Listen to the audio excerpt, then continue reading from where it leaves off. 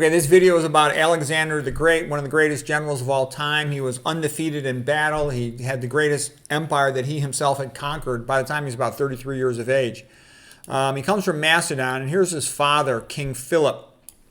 King Philip of Macedon is the one who really modernized Macedon, developed his army, learned a lot from the Greeks, and he was very successful in his conquests.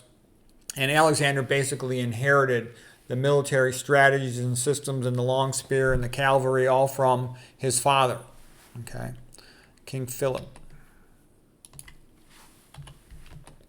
Alexander, when he was young, his father admired the Greeks, and he had him educated by Aristotle. Aristotle's, maybe the smartest guy who ever lived, okay? So Aristotle, was only with him for a couple of years. I forget the exact number. I think it was about 4 or 6 years. It had been described as like trying to educate Alexander the Great was like petting a lion at the zoo. The guy was so crazy. Okay, he was super talented, very athletic, good looking, a great speaker, powerful, energetic, brave, and ego off the charts. So he was born at the right time, into the right circumstances, with the right abilities to become one of the greatest conquering generals of all time. And some people would say he's a bit of a bloodthirsty maniac. But anyways, he learned a lot from Aristotle. And perhaps the biggest thing he learned from the Aristotle was that, so here's Aristotle talking to Alexander the Great, might be that the Greeks were just superior. The ancient Greeks were superior to any of the old ancient cultures. There's really nothing even close. The more you study the ancient Greeks, the more superior they get. Aristotle was the first biologist, first zoologist. He had the first library of the world. He might be the first smartest man who ever lived. He summarized all the useful knowledge of his day. He dissected specimens. He invented the terms genus and species to classify organisms. So anyways, one of the biggest things Alexander the Great got out of it is like, holy crap, these Greeks are amazing. And their culture, their gods, their mythology, their philosophy. And because of this, when Alexander the Great went around conquering the known world of his time, he wanted to spread Greek culture everywhere, Hellenistic ways everywhere. And the relevance being that where does Christianity come from? It comes largely from the ancient Greeks. The New Testament was written in Greek, okay? A lot of people think that Plato plays a role in a lot of the structural thinking of Christianity, and so does Aristotle. The Platonic strand largely goes into what became Protestantism. The Aristotelian strand largely goes into what became Catholicism. Okay, but either one is very incomplete. Platonism has a tendency to lead to collectivism, which can lead to communism, whereas Aristotelianism is much more of an individualistic thing, and it can be like the Enlightenment, but it can also be dry, and you need Christ and you need emotion to make it all work, but it's good to know where it kind of comes from. I'm going to have a link to a magnificent speech by Alexander. It'll be in the description below. I'll also link to the Iron Maiden song, Alexander the Great. So this is just another example of, there was this horse that no one could tame and named Bucephalus, and Alexander tamed him when he was a young man. Very strong, very confident, very brave, very smart, very charismatic, a great speaker. And he greatly admired Aristotle. When he was campaigning and conquering all over the world, he would have his men bring back animal specimens to Aristotle. Aristotle had a dissection lab where he would dissect animals and classify them. He's like, before Darwin, Aristotle was probably the next biggest natural historian to classify animals. Okay, again, he invented the terms genus and species. Okay, he had a whole school. He had the first medical school that was invented by Aristotle, and zoology school. So that, by the way, was Alexander with Aristotle seated there.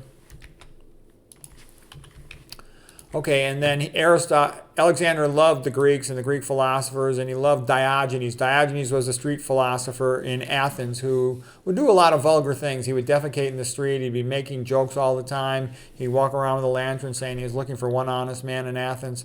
So anyways, Alexander crossed his path one day, and he said to him, Diogenes, I will grant you any wish that I can. What would you like for me to do for you? Diogenes said, I'd like you to get out of my sunlight.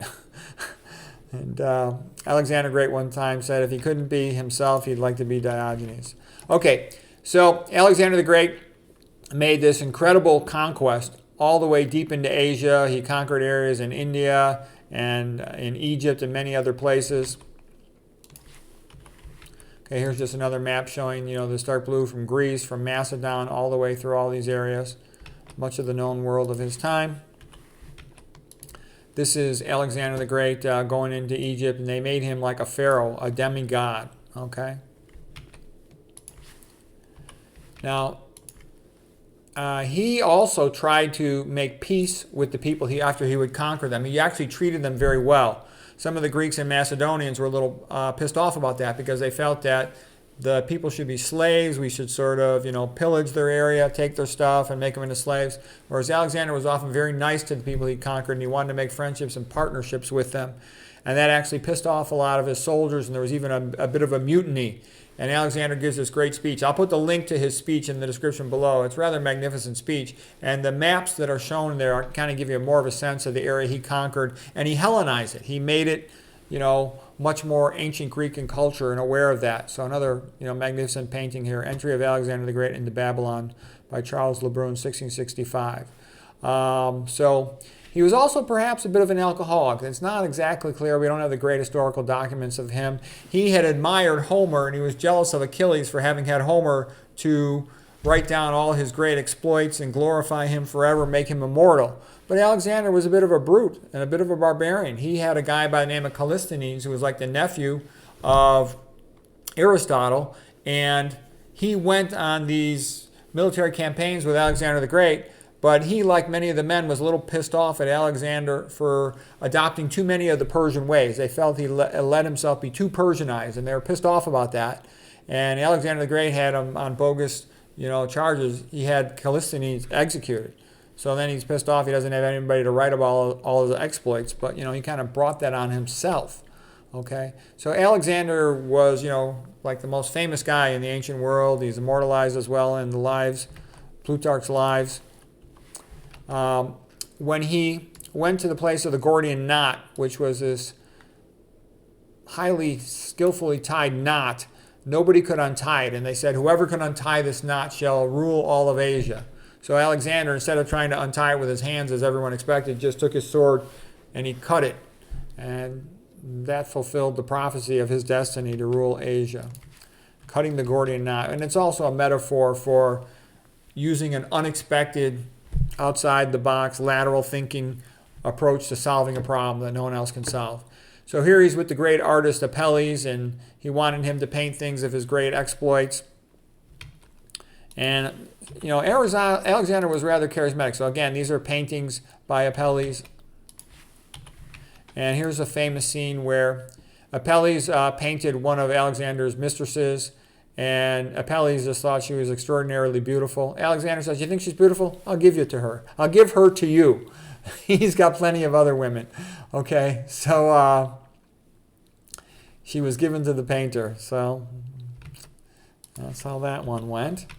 And then Alexander died, 323 BC. Soon after that, Aristotle had to flee Macedonia flee Athens because he was a Macedonian, and things changed on the drop of a hat. Alexander had not put into place much of a system to maintain organized government in his absence. So unlike the Romans had perfected power and control and imposition of their system into their conquered peoples like a clockwork system, okay, a turnkey system. They didn't even have to be there. It was so good.